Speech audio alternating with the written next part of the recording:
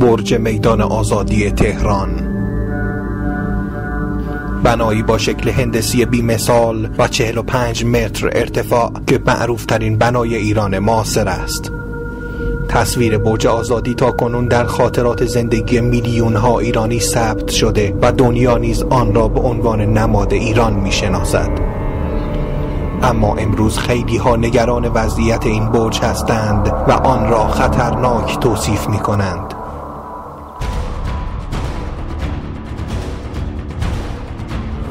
آیا قرار است برج آزادی تهران مانند برج‌های دوقلوی منهتن فرو ریزد یا به سرنوشت برج پیزا دچار شود و یا شاید مانند برج میلاد برای همیشه از نظر بسیاری از مردم کج به نظر خواهد رسید؟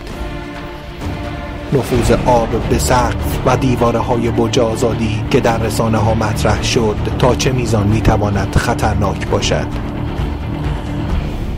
نخستین جنجال‌ها درباره برج آزادی چند سال قبل رخ داد، زمانی که در پاییز 1382 به دنبال انتشار خبرهایی مبنی بر نفوذ آب به پی ساختمان آزادی، مسئولان وقت برج 70 میلیارد ریال بودجه برای مرمت این بنا از مجلس شورای اسلامی درخواست کردند تا با تمهیدات آنها خطر رفع شود.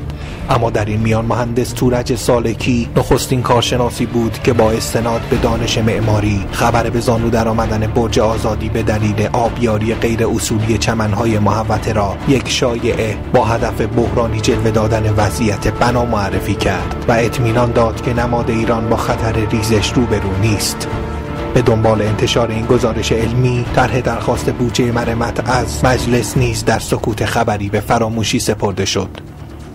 اما امروز کسانی که از تاریخچه و نحوه ساخت برج آزادی هیچ اطلاعی ندارند و حتی با دانش معماری نیز بیگانه هستند، چطور از نزدیک بودن زمان ریزش این بنای پرشکوه و بی‌نظیر سخن میگویند؟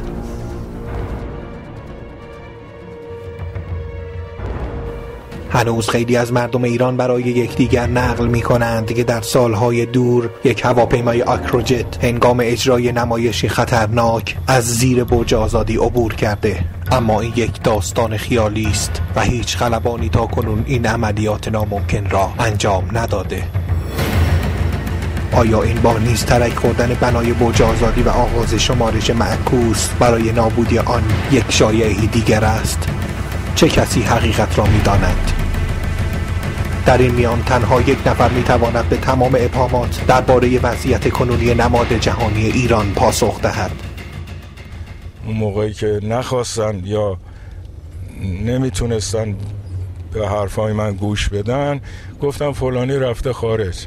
منم به این منظور پاسپورتامو از 20 سال پیش نگه داشتم که اگر یک روزی خواستم اثبات کنم که آقا من کجا رفته بودم. مهندس ایرج حقیقی، مدیر پروژه برج آزادی، از سال 1347 سرپرستی کارگاه احداث این بنا را بر عهده داشته و تنها کسی است که به طور دقیق می‌داند برج آزادی چگونه ساخته شده و اکنون چه خطراتی آن را تهدید می‌کند. این برج به نظر من اصلا غیر قابل نشسته، چون اونایی که این حرفا میزنن اطلاعاتی از سازه و استراکچر اینجا ندارن. اگر این اطلاعات و این نقشه ها موجود بود و میدیدن هرگز چنین ادعایی رو نمیکردن. شما هر کجای دنیا که برین، اگر که زبون بین المللی ندونید یه تمری رو نشون بدین که آقا برج آزادیه، فوری میفهمن شما ایرانی هستین. اما برج میلاد چند تاش تو این دنیا هست، 4 یا 5 یا 6 میشه. بنابراین هر دوی این نمادهای خوبی هستن، کارهای خوبی هستن، اما هیچ کدوم نمیتونن جایگزین همدیگه باشن. سعی میکنم کمتر از این محدوده این دور عبور بکنم، برای اینکه واقعا وقتی میبینم یادم میفته چه زحماتی کشیدیم و چقدر ناشناسی شده، آزرده میشم.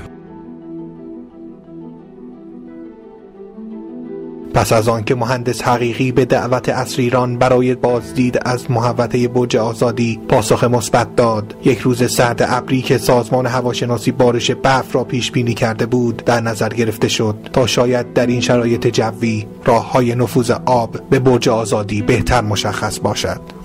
چهارشنبه 6 دی ماه 1391 میدان آزادی. نخستین چیزی که نظر مدیر پروژه برج آزادی را به خود جلب می کند تخریب و تعویض سنگ فرش اصلی محوطه وسط میدان است. اینو شما ببینید ضخامت این سنگ چقدره. شما با دید بلند نظرانه بگین 2 سانت حد اکثر 3 سانت، نه ضخامت سنگ اینجا 10 سانته. جمع کردن به جاش این آشغالا رو کار کردن. شما اون وقت عصبی نمیشین؟ به عنوان حفظ آثار ملی واقعا جای تأسفه. تعویض سنگفرش‌ها در سال 1386 باعث نفوذ آب به ساختمان زیر برج شده، اما در آن پایین چه اتفاقات دیگری رخ داده؟ سنگ رو نگاه کنید. تو خونه شما اجازه میدین این سنگ رو کار کنن؟ نه جدا اجازه میدین.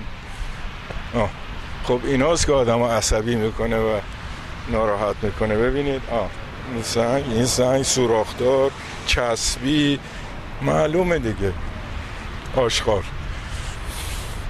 شیب بندی رو نگاه کنید آقا. خب شما چه انتظار دارین وقتی که این شیب بندی درست نیست و آب اینجا میمونه؟ چه انتظاری دارین؟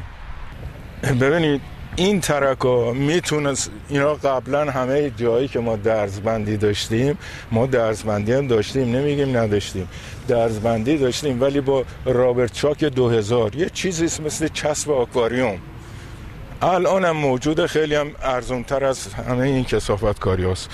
اینا رو حداقل با این چسب آکواریوم که میتونستن این کارو بکنن. که همین سنگ ضخامتش 25 سانته، میبینید که 25 سانت کلفتیشه. توجه کردین؟ اینی که حالا این نشست بکنه جزء مزخرفات. اصلا این شکاف شما برداشت کنید، ببینید خزه سبز کرده وسط اینا. آیا انتظار دارید این برج بمونه؟ این خزه ها رو شما بگیرین، اینها یه دونه سنگ یا اون بالا ببینید که تو رفته. من نمیدونم چه زایعی، چه چیزی اون، چه صدمه‌ای به اون وارد شده که اون تو رفته. اون نمیبایست اینطوری باشه. خیلی تعجب میکنم. اینا با یک اتچمنت هایی به اون بتون آرم چیز شدن که اگر 6 تیکه هم بشن تیکه تیکه هاش نمیافته. خب در اون چی شده که نمیدونم. اونو ببینید، اون بدون شک ضربه یه چیزی خورده یا از اون ور بلایی بهش آوردن، سرش آوردن، نمیدونم. اون واقعا قابل بررسیه. هنگامی که مسئولان مجموعه برج آزادی از حضور سرزده و بدون هماهنگی گروه در آنجا مطلع می‌شوند، از این اتفاق استقبال کرده و بلافاصله شرایط بازدید مهندس حقیقی از تمام قسمت‌های برج را فراهم می‌سازند. اما مدیر پروژه برج آزادی پیشتر درباره خطراتی برج را تهدید می‌کند هشدار داده بود. ترمیم ساختمان تاریخی با لودر و آجر فشاری. سازمان میراث فرهنگی بره یاد بگیره تعمیرا، با قاشقک و کاردک کار نکنه. ببینید این چرخ لودر وقتی میاد اینجا سنگ این فرش رو جمع کنه قطعاً به ایزولاسیون زیرش صدمه میزنه. تمام اینجاها باید حالا چکه کنه. حالا اگه 2 جا چکه میکنه بازم مفت چنگش. گفتم آزادی رو رها کنید. والا به خدا اگر رها کرده بودن، هیچ کاری نکرده بودن، الان باز حداقل یه چیزی در اختیارمون بود که میتونستیم مرمتش کنیم. ببینید این سنگا رو جمع کردن با لودر، با شیب بد، با شیب بندی بد اجرا کردن. سنگ تراورتن سوراخ جاش گذاشتن، با شیب بندی بد میگن حالا زیرش چرا آب میده. والا به خدا خوب ساختمانی بوده که تا حالا خراب نشده سر شما. بالاخره اون حرفایی که من تو اون جلسات داد کردم، بیداد کردم، امروز روز جوابشه، بیان جواب بدم. فکر کردم من برای پول دارم این کارو میکنم. یه حکم نظارت نوشتن انداختم جلوشون. یکی آقایون برگشت گفت میدونی حق و زحمتش چقدره؟ گفتم من نه اون موقع برای پول کارو کردم نه الان برای پول کار میکنم. به خدا قسم امروز من دیگه قادر نیستم یه همچین بتونی رو اجرا کنم. به والله بعد از 40 سال تجربه الان دیگه قادر نیستم یه همچین بتونی رو اجرا کنم. هیچ چیشو نمیشه تهیه کرد. اون موقع شرکت فربت، دانه‌بندی، سیواش همه در اختیار من بود.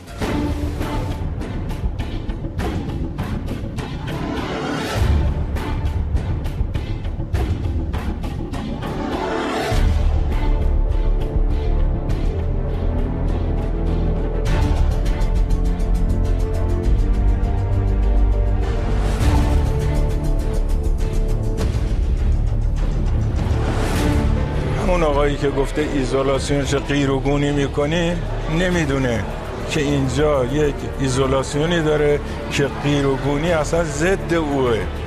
اینو من در اون سالم گفتم، الان نمیگم ها، 5 سال پیش گفتم که اینجا ایزولاسیونش الکوتینگه، یه ماده از خارج آورده بودن، خیلی هم تست شده بود، اما تو بروشورش نوشته بود آقا مواد غیری با یه خورندگی داره.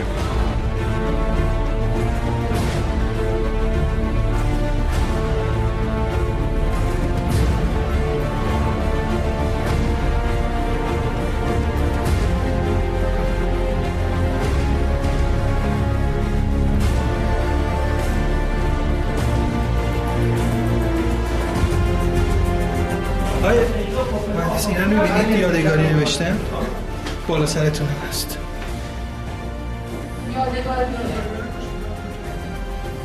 شما هیچ وقت یادگاری نوشتید اینجا؟ نه والله اصلا یادگاری هم ننوشتیم، یادگاری هم نداریم از اینجا.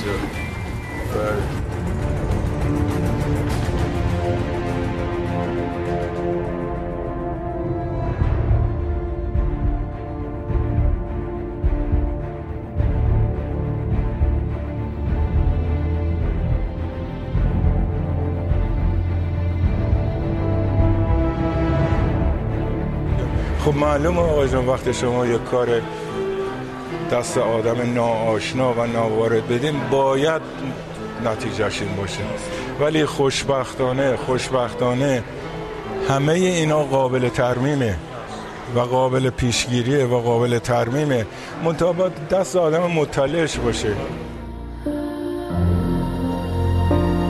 اکنون با بررسی بخش‌های مختلف برج مشخص شد رخدادی که در اظهار نظرهای عجولانه و غیر علمی منعکس شده در رسانه‌ها از آن به عنوان ترک خوردن برج آزادی یاد شده بود یک شایعه بوده و هنوز برای نجات برج آزادی دیر نشده است.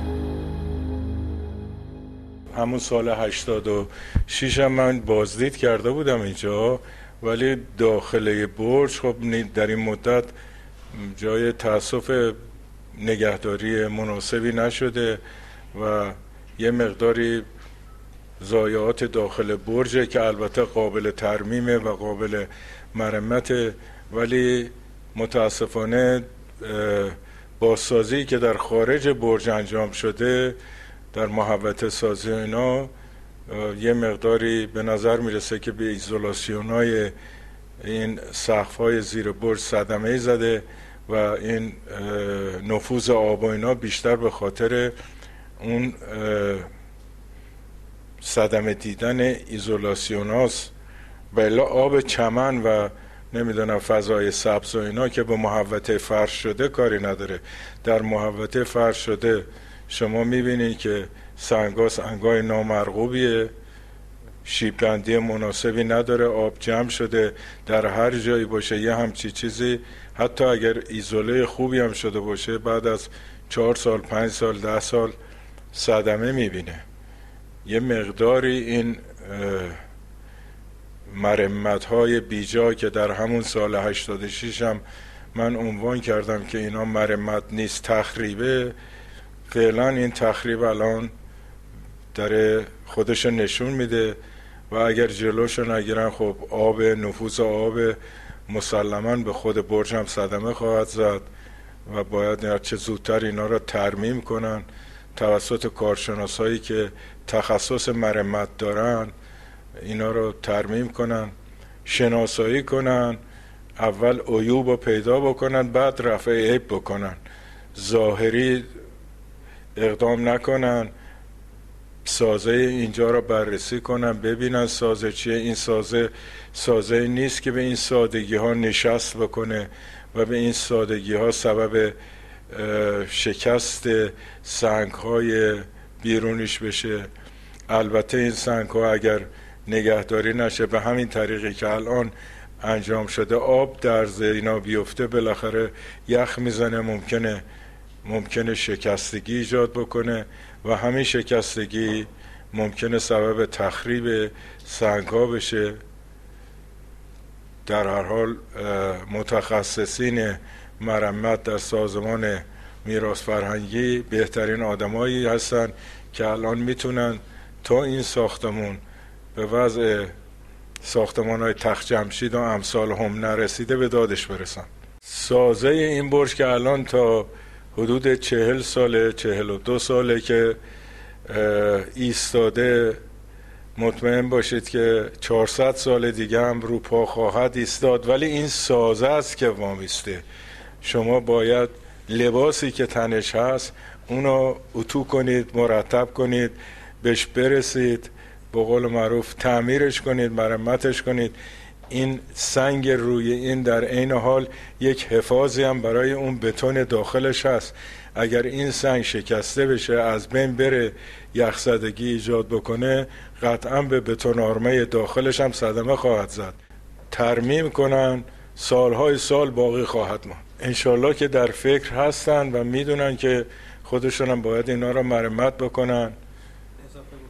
در پایان همین که از این شایعه ها جلوگیری کنن که آقا این یه میراث فرهنگیه و یه میراث متعلق به هممونه، شایعه سازی نکنیم که آقا نشست کرده در فرو میریزه.